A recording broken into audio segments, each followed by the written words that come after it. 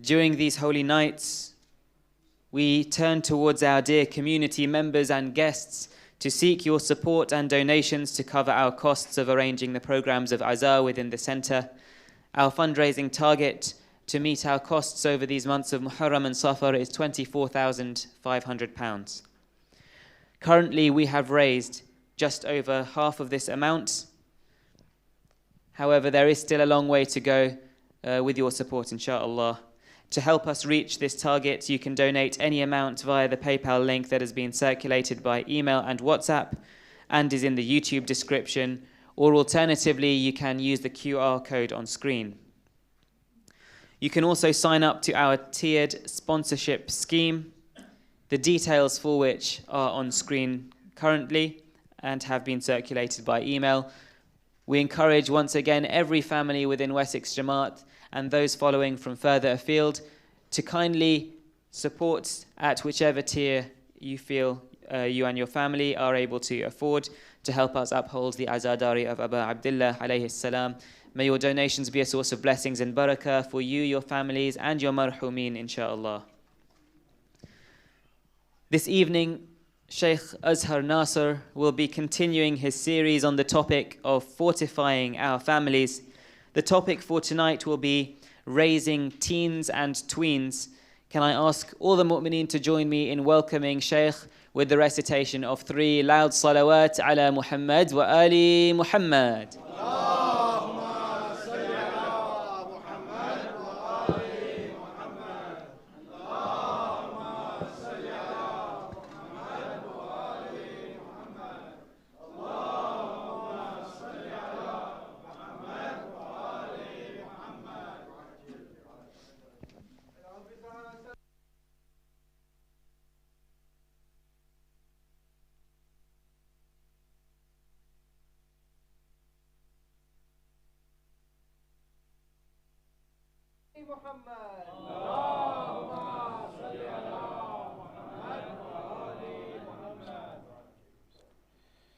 أعوذ بالله من الشيطان اللعين الرجيم بسم الله الرحمن الرحيم الحمد لله رب العالمين والصلاة والسلام على خاتم الأنبياء والمرسلين سيدنا ونبينا محمد وعلى أهل بيته الطيبين الطاهرين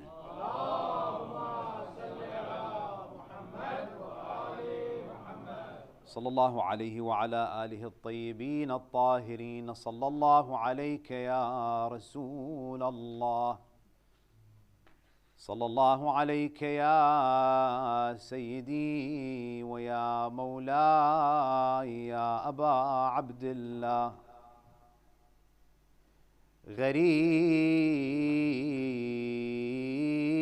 غريب يا مظلوم كربلاء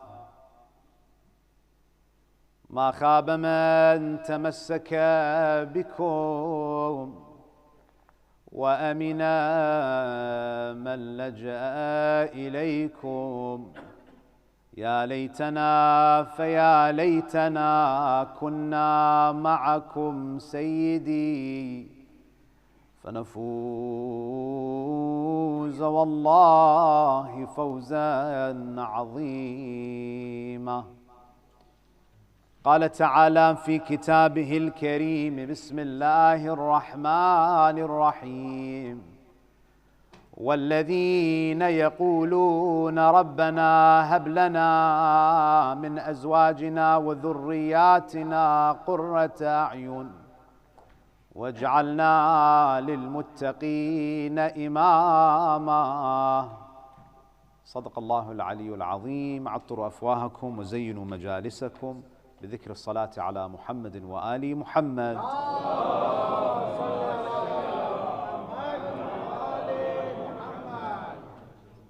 Respected elders, brothers and sisters, Assalamu alaikum wa rahmatullahi wa barakatuh.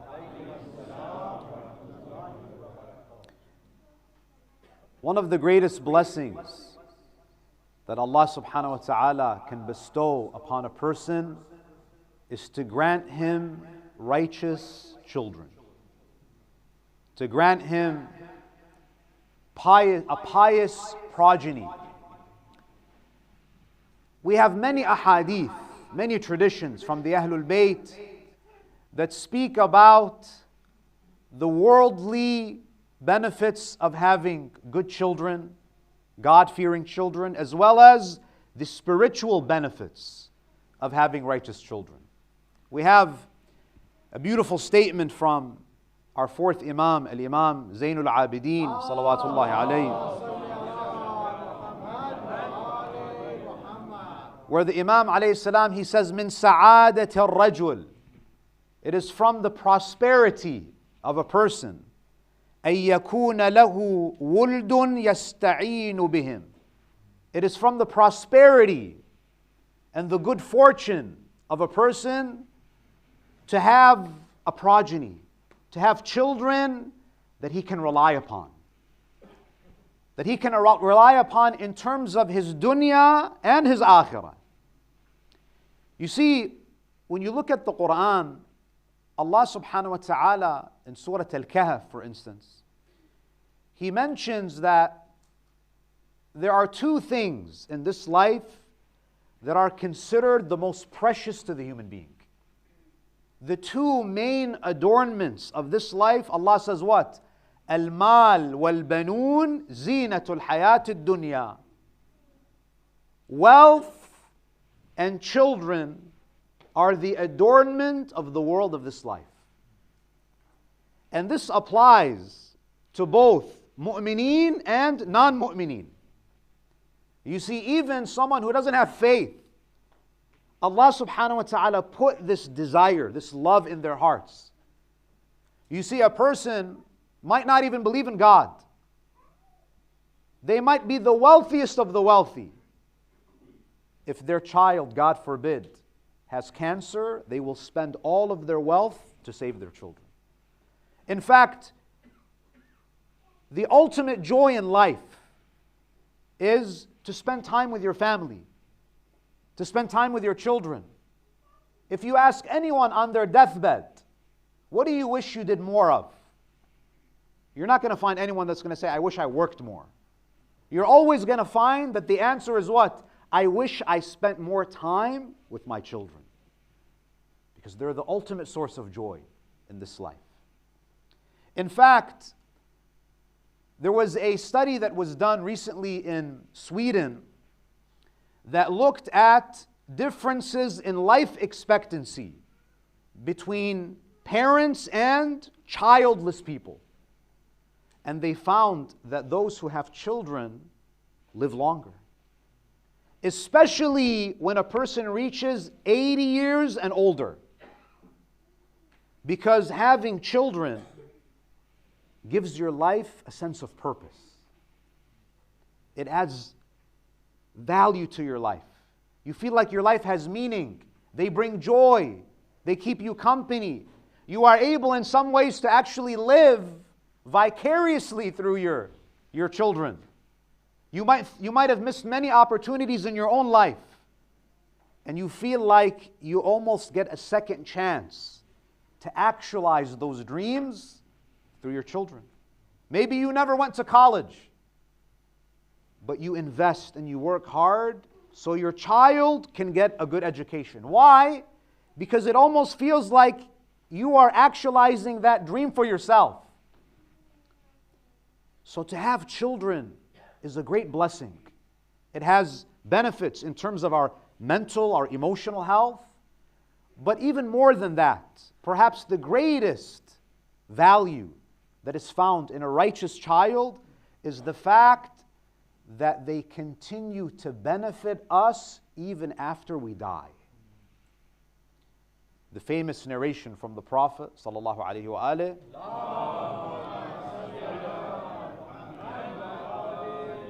He says, إِذَا مَاتَ ابْنُ آدَمْ انْقَطَعَ عَمَلُهُ إِلَّا مِنْ ثَلَاثٍ. When the person dies, all of their actions cease. Everything stops. The book of your a'mal is closed, finished. Except for three things. There are three things that a person can leave behind that act as a sort of residual thawab for them. A continuous source of reward. Rasulullah says number one is sadaqatun jariyah, a charitable endowment. You know, there might be people in this community that contributed to the building of this masjid. They gave time, they gave resources, they gave money. Every time this masjid is used, mu'mineen come together, that thawab is sent to them. They enjoy. This is the ultimate investment. Is there any investment better than this? The one who donated this mimbar, every majlis that is held, that person will continually receive thawab for it, even after they die. You might establish a school and you pass away, and that school is around for decades, hundreds of years, and you are just collecting the thawab. Sadaqatun jariyah, aw ilmun yuntafa'u bih.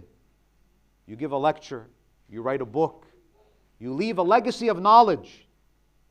You know, when I think about people like Shaykh al-Kulayni, the 20 years that he spent compiling the ahadith in Kitab al-Kafi, every time you and I read a hadith from al-Kafi, Allah raises the rank of Shaykh al-Kulayni. Imagine that. Over 1,000 years later, keeps on going higher and higher and higher. The third is what? أَوَلَدٌ صَالِحٌ يَدْعُو لَهُ. The third thing that continues to benefit you after your death is what? A righteous child that makes dua for you. It's a great gift for there to be someone after your death who remembers you. Because the reality is, no matter who you are, when you die, people will mourn you for 1 day, 2 days, maximum 3 days. And then people get tired, they move on with their lives. After a few moments of crying, they're laughing and they're enjoying and they move on. That's the reality. The only one who will remember you is that righteous child that you nurtured. They'll recite Surah Al-Fatiha for you. And whatever that child becomes, whatever good that that child does in their lives, Allah will make you a partner in the thawab. Because you raised that child. You didn't just give birth. You weren't just a biological father. You were a spiritual father. You were a guide. You were a teacher. You were a mentor. And this is why you find in the Quran, even the prophets. Now you would think even Anbiya should be okay. They should not have anything to worry about. You see, even someone like Ibrahim al-Khalil, who's ma'soom, has not committed a single sin. He understood the value of having a righteous child. Because Ibrahim is not satisfied with just any level of iman. He wants to keep on going higher and higher and ascending. So what does he say? Rabbi habli min as-salihin. Oh Allah, grant me a righteous child. Ibrahim is making this dua. And even as an elderly man, he doesn't give up on this dua. Zakaria makes this dua. Have to ask Allah for this. You don't only ask Allah, oh Allah, give me more money, give me a better job. Ask Allah for a righteous child, a God-fearing daughter, a God-fearing son. This is what's going to benefit you. Now the question is, okay, we understand the value of al-waladu salih. We know the value of having a God-fearing child. But the question is, how do you raise a God-fearing child? Especially in this day and age. How do you raise a child who is mu'min, who is salih? Now, I have to begin with the bad news. Right? You know how they say you want the good news first or the bad? We'll give you the bad news first. The bad news is, unfortunately, we don't have a hadith that is going to tell you with details, meticulously, what to do exactly to have a righteous child. Meaning that if you look at our ahadith, you're not going to find a hadith where the Imam says, step 1, do this. If that doesn't work, do this. If this doesn't work, do that. Step 2, step 3. It's not like salah, where you have a hadith. It's a detailed, step-by-step guide. Salah, takbirat al-ihram first, Surah Al-Fatiha, another surah, ruku', sujood. Parenting is not a foolproof science. This is what we have to understand. It's not a foolproof science. We don't have any manual that says if you follow this, you'll have a righteous child. If you do step 1, 2, and 3, you'll have a child. It's not mathematics, where 1 + 1 = 2. It's not like cooking, where if you put these ingredients together, you'll have waladun salih. And the reason why we know this is that if parenting was a foolproof science, no prophet should have had any corrupt children. So you see, even prophets, you can do everything right, and the outcome is unfavorable. And we don't have to wait very long in the history of humanity. You look at the first family, the family of Adam alayhi salam. Adam alayhi salam, a prophet of God. Obviously, he's a good father. Hawa, excellent mother. They have what? They have Qabil and Habil. Habil is righteous. Qabil is not righteous. He's evil. He's corrupt. Same parents. Same tarbiyah. Different outcome. What does that mean? That there's no guarantee. Sometimes parents come to me, Shaykh, I don't know what I did wrong. I say, neither did Adam and Eve. I did everything. We taught our children, we guided them. I'm like, have you ever heard of a prophet named Yaqub? Yaqub had Yusuf, and he also had 11 sons who tried to kill Yusuf. You think you have family problems? Even prophets had problems in their families. Even Anbiya, they did not have utopic families. So, the bad news is there's no foolproof system. The good news is that Allah does not hold you accountable for the outcome if you do your best. Allah is not going to punish you for the result. But He'll hold you accountable if you did not raise them, if you did not guide them, if you did not teach them. Allah is not going to hold Nuh on the Day of Judgment. Nuh, why did your son deviate? Nuh will say, I did my best. At the end of the day, this child has to make their own decisions. They have free will. They're not robots. When you look at the ahadith, you see that Ahlul Bayt alayhimus salam, they give us general instructions, general guidelines, general tips. Why are they general? Because every child is different. And parents can attest to this, especially those who have more than one child. You had your first son, your first child, you're like, okay, this is easy, I got this. We did A, B, and C, alhamdulillah. And then the second one comes, and you said, oh, A, B, and C doesn't work with the second. They're different, totally different. And then you get the third, you're like, okay, the third one is either going to be like the first or the second. And the third one is a wild card. Totally different. So this means what? That parenting is an art. Parenting is something, we have to just admit, that it's something that you learn as you go. We have some general guidelines, but it's something that is necessarily going to require some trial and error. You're going to make mistakes. We're not infallible. Some things are not going to work, some things are going to work. You have to be able to adapt. This is number one. This is just the introduction. Now, in terms of practical tips, I want to share 10 general tips that we can apply. And inshallah, with Allah's help, we have this hope that if we apply these things, we have a better chance of raising children who grow up to be righteous people. And this applies to children in general, but specifically teens and tweens. Now, for those of you who don't know what a tween is, so teenager, 13 to 19. Now, of course, I don't mean that this doesn't apply when they hit 20. Teenagers in general, young adults. And then the tweens they're the ones who are not children, but they're not adults. They're not young, they're 8 to 12. So some of what I'm going to share is going to apply to children in general. Some of the tips that I'm going to share is going to apply more with those who are a little bit older. And inshallah, I'll mention what's applicable to what as we go. Number one,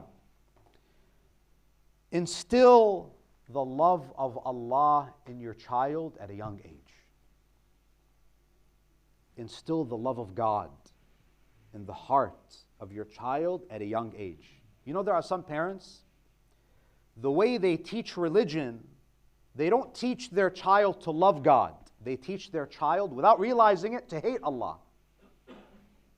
You know, one time I heard of a father who was trying to motivate his daughter to wear hijab, a young girl. Do you know what he said to her? He said, if you don't wear the hijab, in Jahannam, they'll hang you by your hair. This happens. We laugh, we think this is extreme. This happens every day, where we use these fear tactics. Now, of course, I'm not saying a person should not fear God and not take their life seriously or feel immune from God's punishment. But at the same time, this is not how you introduce Allah subhanahu wa ta'ala to a child. Instill the love in their hearts. And do it from a young age. You don't need to be an expert in aqa'id to do this. Very simple. For example, your 5-year-old is eating ice cream. And they're enjoying the ice cream. And you know, 5-year-olds, when they eat ice cream, it's all over their face and they're really having a good time. What you do as a parent, you take a moment and you say, are you enjoying this? And they say, yes, it's very good. They say, you know why you can taste it? It's because Allah created these little circles on your tongue called taste buds. So Allah subhanahu wa ta'ala put those there for you so you can enjoy the ice cream. What did you do there? From a young age, the child understands that the things that I enjoy are from Him. That's what you have to do. In fact, Allah subhanahu wa ta'ala, He says to Dawood, the great prophet of God, Ya Dawood, ahbibni, wa habbibni ila khalqi. O Dawood, love me, fall in love with me, and make me beloved to my servants. Now, Dawood alayhi salam, he says, oh my Lord, yes, I love you. But how can I make people love you? I don't have control over people's hearts. How can I make them love you? Allah, what does He say? قال اذكر أيادي عندهم. It's very easy to make people fall in love with God. You don't have to do a lot of persuading. Just remind them of what I have given them. Remind them of my blessings. فإنك إذا ذكرت ذلك لهم أحبوني. You don't need to be God's lawyer. All you have to do is draw their attention to what is in front of them. Make them realize what Allah subhanahu wa ta'ala has given them. The love of God, instilling that in the child. Number 2, lead by example. Lead by example. Sometimes as parents, we spend too much time lecturing and verbally admonishing. You want your son to pray? They have to see you pray. Shaykh, my kids don't respect me. Do you respect your parents? Did they see you call your parents? Did they see you kiss the hand of your mother and your father? Where are they supposed to learn respect for parents? They have to learn from you. Oh, Shaykh, my parents passed away. Do you recite Quran for your parents? Do you take your kids to the cemetery to visit their grandparents? They have to see you respect your parents for them to respect you. Shaykh, my kids don't listen to me. Do you listen to them? Maybe they learned how to be dismissive from you. They talk, you don't listen to them. They have issues, you ignore them, and you want them to be attentive. They learn from you. If you don't want them to lie, you can't lie. You want them to pray on time, the time of salah, everything stops at the house. Salah time. You want them to be respectful and decent in interactions with the opposite gender, you have to lead by example. You have to lead by example. Allah subhanahu wa ta'ala in the Quran, Surah As-Saf, ayah number 2, Ya ayyuhalladhina amanu, lima taquluna ma la taf'alun. O you who believe, why do you say what you don't do? Allah detests the one who does not practice what they preach. If you lead by example, you don't need to lecture them. Believe me, if you pray in front of your kids, you're not going to have to remind them to pray. They see it. You don't need to tell your kids that they have to respect you because they see how you act with your parents. If you want them to love each other and to be kind to each other, how are you with your siblings? If you never stay in touch with your sister and your brother and you're living in your own world, how do you expect them to show kindness and concern for their siblings? They learn from you. You have to lead by example. And then we have number 3. Beware of parental favoritism. And this happens in a lot of cultures. And sometimes it's very subtle. We don't even realize we're doing it. You might, for example, have one child, whenever they tell a joke, you laugh. And when another child tells a joke, something as subtle as that, it hurts the child. They feel like they're not the favorites. You might have a child that excels at school, and some parents do that. Your brother got an A+ and you got a C. Your sister is doing great in school and you're failing. Don't do that. Because you think that's motivating them, but all that is doing is sowing the seeds of envy. If you look at the story of Yusuf alayhi salam, what is the first thing that Yaqub says to Yusuf after he shares his mystical dream? لا تقصص رؤياك على إخوتك. Don't share this dream with your brothers. فيكيد لك كيدا. Because it's going to make them jealous. It's going to make them jealous. Don't play favorites. There are some of us, we allow some of our children to get away with murder, especially the boys. That's true. The boy can date this person and that person. He can come in 2 o'clock in the morning and no one says anything to him. He's free. He can travel around the world with his friends. Now, I'm not saying your daughter needs to do that. I'm saying that your daughter sees that preferential treatment. You have to be fair. If it's haram for your son and it's haram for your daughter. Especially, and there are many ahkam that apply to both of them. If it's haram to date, if it's haram to have relations outside of marriage, it's haram for your son and for your daughter, not just for your daughter. But for our sons, we say, no, it's okay, let him enjoy. He's still young. You have to hold your kids accountable. Don't let some of them get away with sins while the others, you hold their feet to the fire. So, paying attention to this parental favoritism. In fact, we have a narration from the Prophet sallallahu alaihi wasallam.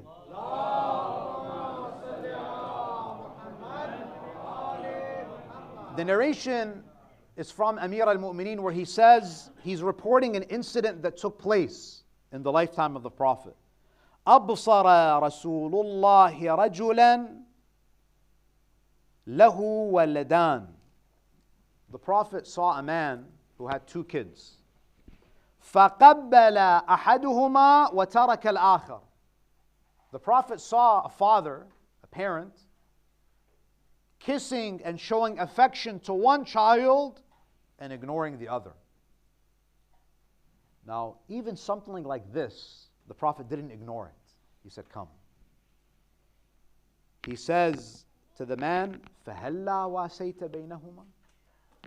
Why are you not fair in the way that you treat your kids? The Prophet ﷺ rebuked this man. He didn't rebuke him because he was hitting his other kid. He was just neglecting him, showing more affection to one than the other. Number 4, and this is especially important when your kids start to get a little bit older. Give your kids room to breathe. What do I mean by this? There are some parents, their parenting style is the same. When the kid's a toddler, same parenting style. When it's a tween, same parenting style. When they're teenagers, same parent. Their approach to their children is the same.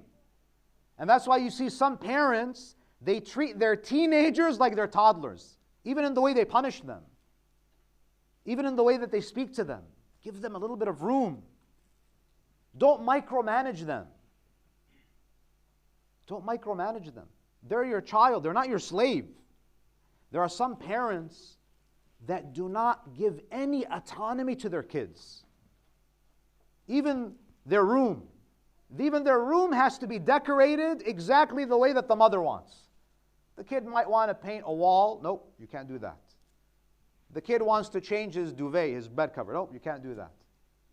The kid wants to put the chair on this side of the room. No, you can't do that.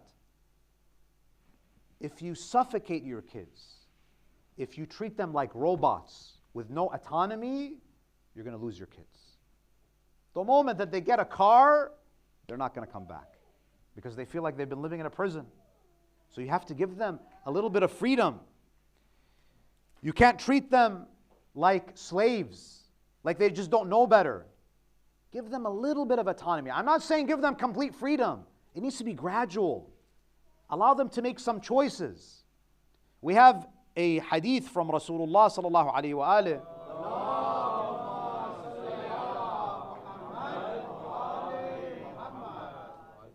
You know, we speak a lot about kindness to parents. And yes, there's no doubt that we have to be respectful and dutiful to our parents. But there are some parents, through their own parenting style, they cause their children to rebel. Meaning they created the monster without realizing it. Rasulullah says, رَحِمَ اللَّهُ مَنْ أَعَانَ وَلَدَهُ عَلَى بِرِّهِ. May Allah have mercy upon that parent who aids his child in being good to him. You have a role to play in how your kids treat you. So the narrator asks, قُلْتُ كَيْفَ يُعِينُهُ عَلَى بِرِّهِ. How does a parent help the child to be good to him, to be good to the parent? The Prophet says what? يَقْبَلُ مَيْسُورًا. That you accept and you celebrate their little successes. This is so important. Wallah. There are some parents, it's only grades, that's it. You have to get an A+. If you get a B+, you sleep in the garage. You lose all of your privileges. The Prophet says, if you want to aid your child in them being good to you, acknowledge their successes, even the small successes. The small things that they do. It doesn't mean that some parents act as though the kid has to do something incredible just to get some recognition. Maybe they were struggling with a homework assignment and they just finished it. Forget about what they got on the grade. They just finished it. And it was a big deal to them. Acknowledge that small success. Maybe you have a daughter who has been struggling with hijab. And her hijab is not perfect, but she's trying. Maybe she stopped wearing makeup. She's not fully covered, but she's trying. The Prophet says, acknowledge that success. That's a success. That's progress. You might have a son who doesn't pray, and he started to do Salat al-Fajr, for example. Or Salat al-Fajr is too hard, right? So maybe Salat al-Maghrib. Salat al-Maghrib and Isha. After he comes home, he does Salat al-Maghrib and Isha. There are some parents, they say, no. They don't see Maghrib and Isha. They see you didn't pray Dhuhr, Asr and Fajr. Now I'm not saying don't pray. I'm not saying it's not important to pray. What I'm saying is acknowledge the little progress. It's better to have a son who prays Maghrib and Isha than to have a son who doesn't pray anything. Acknowledge, encourage him. We need that encouragement. You know, brothers and sisters, I remember when I was 10 years old, my grandfather, who was like a second father to me. When I was 10 years old, I was starting to become interested in religion. I was starting to read ahadith, Quran. And one day, and my grandfather started to notice that instead of just spending time playing video games and playing basketball for hours and hanging out with my friends, he saw that there's a little bit of interest here in Quran and hadith. And I'll never forget the day.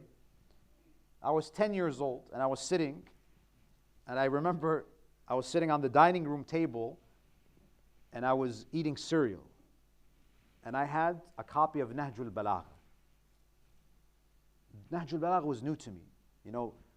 For those of you who were born in the 80s, maybe early 90s, you remember that we didn't have iPad or anything. We used to read the back of the cereal box. We used to put it, and as we're eating, we're just reading the back of the cereal box. So on this morning, I decided to just read sermon number 1 of Imam Ali ibn Abi Talib, where he speaks about God. So I was reading, and my grandfather, he came into the room and he saw me reading Nahjul Balagha. And do you know what he said to me? He could have said that, this book is too advanced. Why are you reading it? Read something more simple. He said to me, Azhar, one day you're going to become a scholar. Now, I'm not claiming to be a scholar. That's not the point of the story. The point of the story is, I'll be happy if Allah accepts me as a talib ilm. The point is, that word of encouragement ignited something inside of me that continues to burn until today. That comment motivated me many years later to go to Hawza. We don't realize how important these words of encouragement are. Maybe one word of encouragement is going to change the trajectory of a child's life. You have a daughter who's a very good writer. Acknowledge her skill. Tell her that when you grow up, if you study hard, you're going to be a phenomenal writer. You're going to change people's lives. Motivate them. You see a young boy reciting. If you work hard, young man, if you work hard, you will be the next Qasim al-Karbala'i, for example. You give them these words of encouragement. It means a lot, brothers and sisters. Even Sayyid al-Khu'i, the great marji', when Sayyid al-Sistani's son used to attend his class, he was young. Sayyid al-Khu'i said about him, and this is, mentioned by some of the senior scholars in the Hawza who were classmates. They say Sayyid al-Khu'i said about one of the sons of Sayyid al-Sistani that this one day will become one of the great fuqaha of the Shia. You think that doesn't have an effect? It has huge impact. So the hadith, going back to the hadith, يَقْبَلُ مَيْسُورًا. If you want to aid your child in them being good to you, acknowledge, celebrate their small successes. وَيَتَجَاوَزْ عَنْ مَعْسُورِهِ. Overlook their failures. They're not perfect. Breaking news. Your kid's not an angel. Your kid's not infallible. Because you also weren't infallible. Sometimes we forget how we were when we were young. You get so frustrated, my son doesn't come to the masjid, my son doesn't do this, he doesn't do that. How were you when you were his age? In the 70s and the 80s, and by the way, 70s and 80s, there was no social media. It's a lot more difficult these days.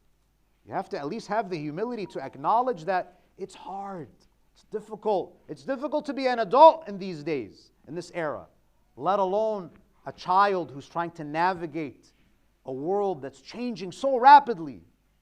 So the Prophet says, يَقْبَلُ مَيْسُورًا وَيَتَجَاوَزْ عَنْ مَعْسُورِهِ وَلَا يُرْهِقُهُ. Don't overburden your kids. There are some parents, they overburden their kids. The kid has to go to school. Then when he comes back home from school, he has to go shopping, and then he has to come, and he has to clean his room, and he has to do this, and drop this, and pick up this, and do that. The kid becomes exhausted, tired. You robbed the kid of his childhood.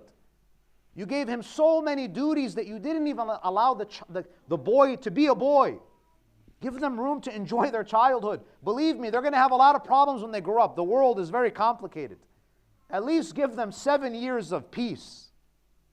Give them 7 years. That's why the Prophet says, Al-waladu sayyidun sab'a sinin. Let kids play. Let kids enjoy for 7 years. There are some parents, the kid is 3, we've got to teach him mathematics. Baba, just leave the kid alone. Shouldn't mathematics. Ta'aleem, leave it 7 and beyond. Allow them to play and enjoy, because if people don't play and get it out of their system, they play later. They play later. And they become very abnormal. They don't get it out of their system. They become immature adults. Let them get it out of their system. وَلَا يَخْرَقُ بِهِ. And a parent who aids their child so that they do good to them is a parent that does not insult the intelligence of their child. Don't call your child a fool. If your child messes up, don't say you're stupid, you're not smart, you're dumb, you're foolish.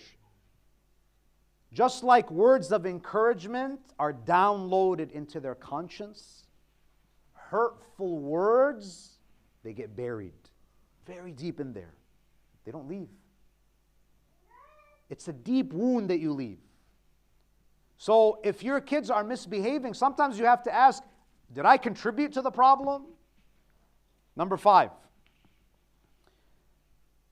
stop constantly reprimanding your kids. You have to think, how much of my communication with my child is just yelling and putting them down? You didn't do this, you didn't do that. You failed here, you messed up there. If that's the only type of communication that takes place, you're not going to have a relationship with your kids. They're going to run away maybe. They're going to hide things from you. They're going to escape. Because the home is no longer a peaceful place for them. They're going to escape to the clubs. They're going to go to the bars. They're going to seek refuge with boyfriends and girlfriends. Because the home, you turned it into hell for them. So what do?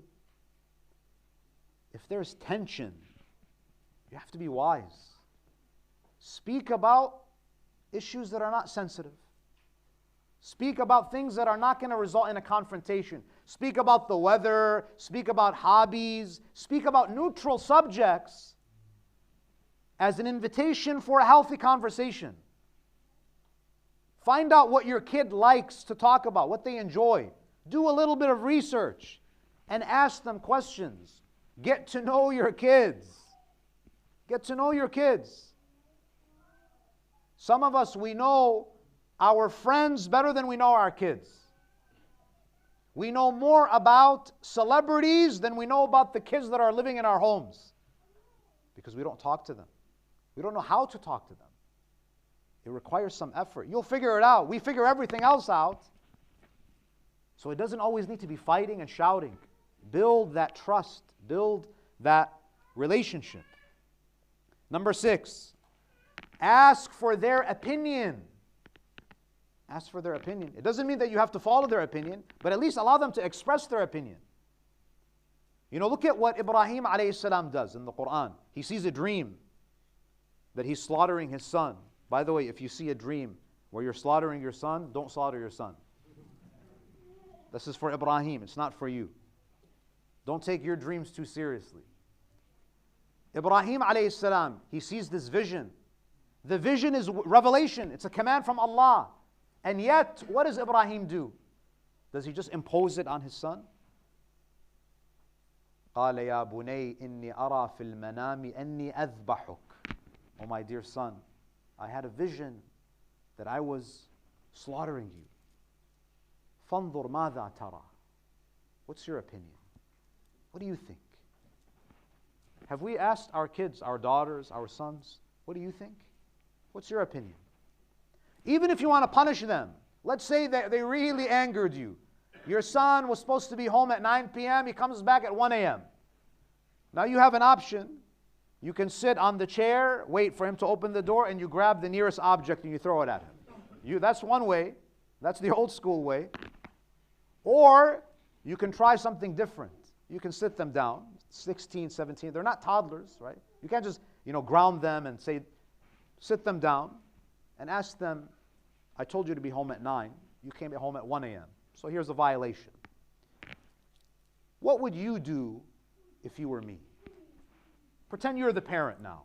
Pretend that you're sitting in the chair and your son came home 4 hours late. How would you punish him? So let them have a conversation. Let them tell you what is inappropriate. And then you start a little bit of a negotiation. Maybe I should, take away my iPad. No, I'm going to take away your car, but good try. The point is, you have a conversation. You talk to them. What's your opinion? That makes them feel that you see them as an independent human being, that they have a sense of self-worth. Number 7. Are you guys keeping track? This guy is writing. Alhamdulillah. Number 7. Encourage them to be part of the wider community. This is very important, brothers and sisters. You know the saying, it takes a village to raise a child? It's very true. Some of us, we think that it's only the role of the mother and the father to raise the children. You can't do it by yourself. You need an entire ecosystem of individuals who are going to contribute to the upbringing of your child. Bring them to the masjid. I know they don't want to come. You have to incentivize them. Incentivize them to come. Reward them if they come. Because we live in a time, in an era where everyone lives in a bubble. We are raising a generation of little Fir'auns. Everyone thinks that they're the center of the universe, that everything revolves around them. Narcissistic tendencies. When they go to the community, when they come to Salat al-Jumu'ah, when they come to community functions, it teaches them how to interact with people, how to build relationships. It makes them realize that, wow, the world is actually a big place. I'm not the center of the world. I'm not the center of the universe. Introducing them into community life allows them to mature. It allows them to realize that there's more to life. There's a lot for me to learn. I'm part of something bigger than myself. It's important for us. And obviously there's going to be some resistance in the beginning. But we have to encourage them to be part of the community. Number 8, find a mentor for your child. Sometimes kids don't listen to their parents. They're not going to listen to you. But if they hear that same message from someone else, they'll listen. You have a daughter, a son, for example, they want to become a physician. Find someone in the Muslim community who is pious, who is an honorable person, who is a physician, who can act as a mentor for them, that they can shadow, and they can play a role in the tarbiyah of the child. And this is what Ahlul Bayt teach us. Brothers and sisters, Imam al-Hussein, salawatullahi ala al-Hussein.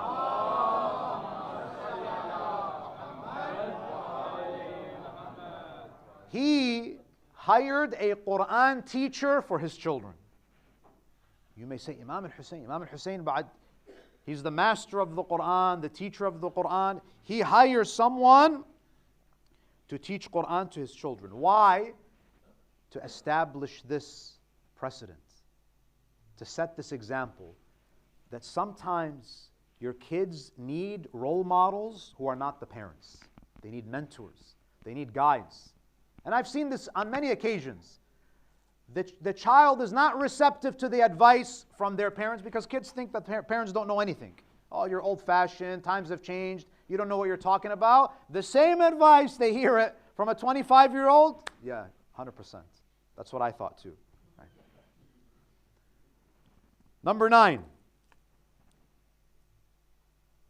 Make an effort to enjoy recreational activities with your kids. Try to make your life a little bit fun, just a little bit. It doesn't need to be all boring and dry and lifeless. Tell yourself that, my child, when they come, my son, when he comes to the masjid, I can tell that I'm taking him out of his comfort zone. He came to a place that was out of his comfort zone. To reciprocate, you as the father, say, you know what? I'm also going to take myself out of my comfort zone. I'm going to go and play football with you. And it's going to be definitely out of your comfort zone if you're not good at football. But it's worth the sacrifice. Play tennis. Go hiking. Do things with your kids. Because the bonding that happens, on a hiking trip, during a tennis match, in a soccer game, it cannot be replicated anywhere else. They need to see that you have a passion for life. Because that will strengthen the relationship between you and your child. And then finally, the last piece of advice. Eat together and pray together. At least one time a day. We have 5 prayers. I'm not saying that you have to pray jama'ah all of the prayers. At least one. If you cannot pray jama'ah, we have different schedules, we barely cross paths. At least, if you can't pray together, at least as a family, for 5 minutes a day. Open up Sahif al-Sajjadiyah and as a family, recite a dua together. I guarantee you, if you do this, you will see wonders in your life. Few minutes where the family comes together and turns to Allah subhanahu wa ta'ala. We have dua 25, and this is a recommendation I have for parents. Go to Imam al-Sajjad, Sahif al-Sajjadiyah.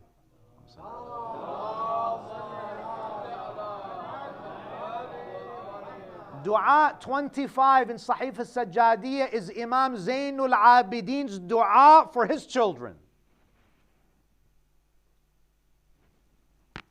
You were never meant to raise your kids on your own. You thought that raising children is just me and my wife, mother and father. Imam Zainul Abidin in this dua, he says, no. You need Allah subhanahu wa ta'ala.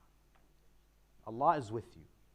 You have to invite Allah subhanahu wa ta'ala to be a part of the process. So read this dua tonight if you can. And then eating together. I know, at work, school, we have busy lives. But at least one meal together. Come and sit and put the cell phones to the side. Right? Maybe have a little bowl, right? Gather all the cell phones, put it in the bowl, and then take the bowl and put it in the sink, and then turn on the water, and then flood it. The point is, have at least one meal together so you can talk to each other. So you can ask each other, how was your day? What did you do today? What did you learn today? Did you face any difficulty today? We need to have time where we come together as a family and sit and eat, have a meal together. The Prophet ﷺ, he says there are 4 qualities.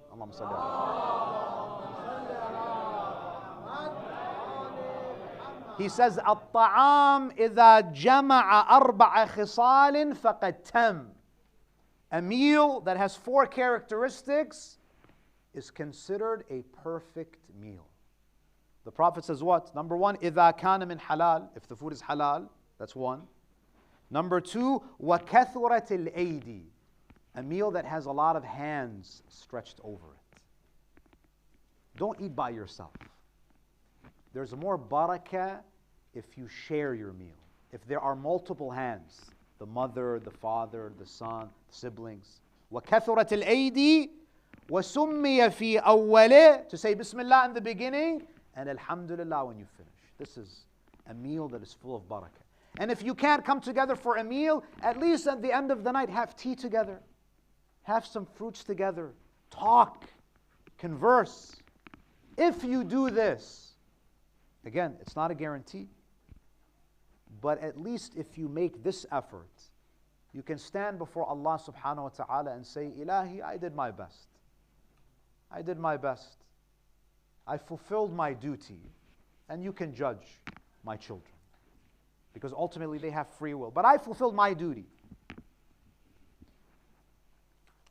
On a night like this, we remember one of the bright stars of the Ahlul Bayt. Someone who was raised by Imam al-Hussein. Al-Qasim ibn al-Hasan. Al-Qasim, he was the son of Imam al-Mujtaba. He was the son of Imam al-Hasan alayhi salam. He was only 3 years old when his father was poisoned. 3 years old. Became an orphan.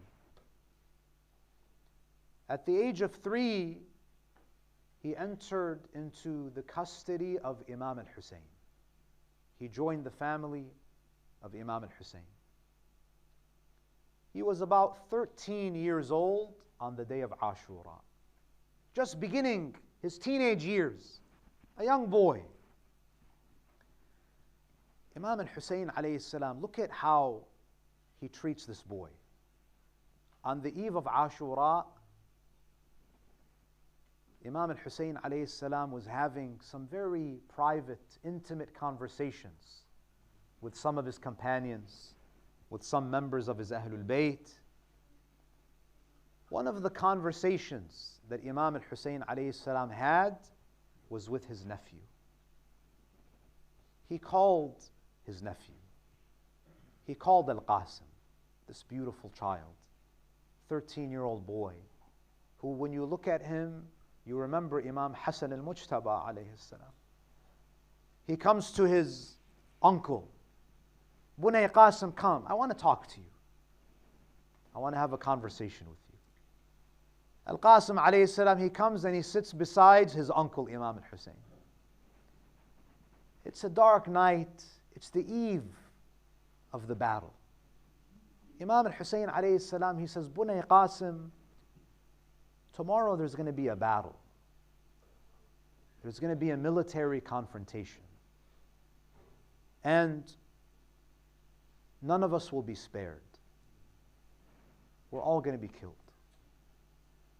What lies ahead, what is waiting for us tomorrow is death. So my beloved Qasim, I have a question for you. He says, كيف الموت عندك? What a deep conversation. What a question. He says, O Qasim, what is your opinion about death? Imagine asking that question to a 13-year-old.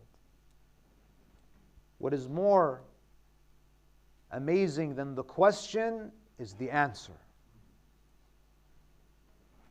Al-Qasim alayhi salam, he looks with loving eyes at his uncle Imam al-Hussein.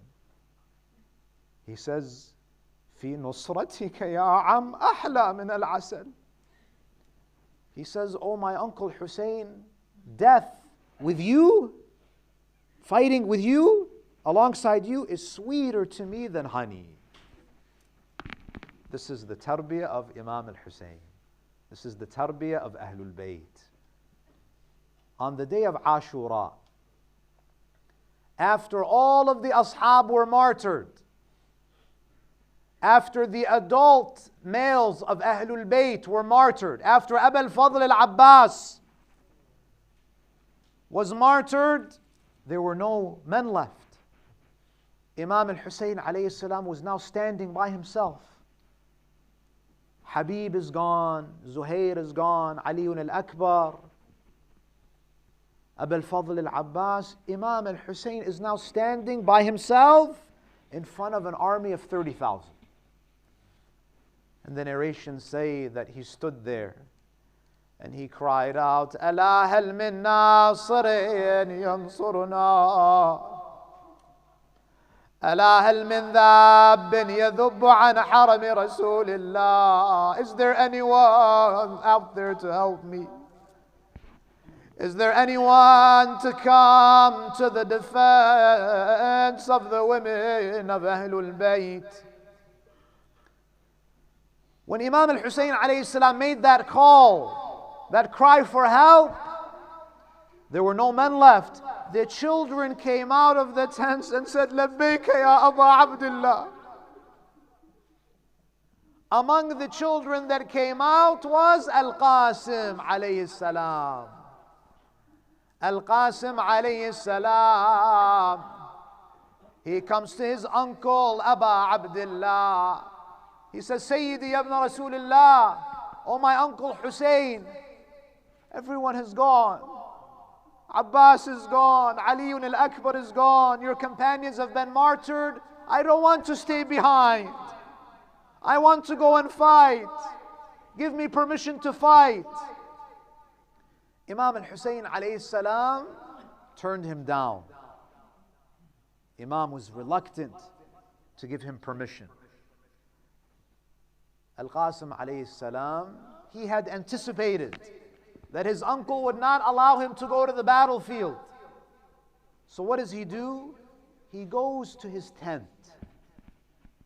He goes inside of his tent and he retreats a letter. He retreats a wasiyah that his father, Imam al-Mujtaba, had written.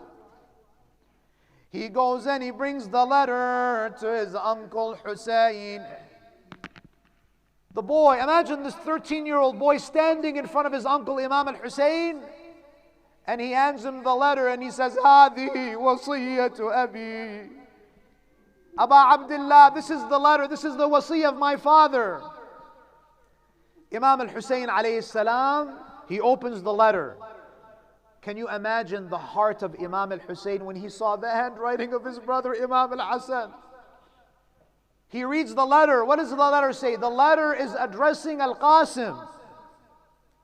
Imam al-Hasan in the letter, what does he say? He says, "Bunay Qasim, idha ra'ayta ammaka al-Husayn."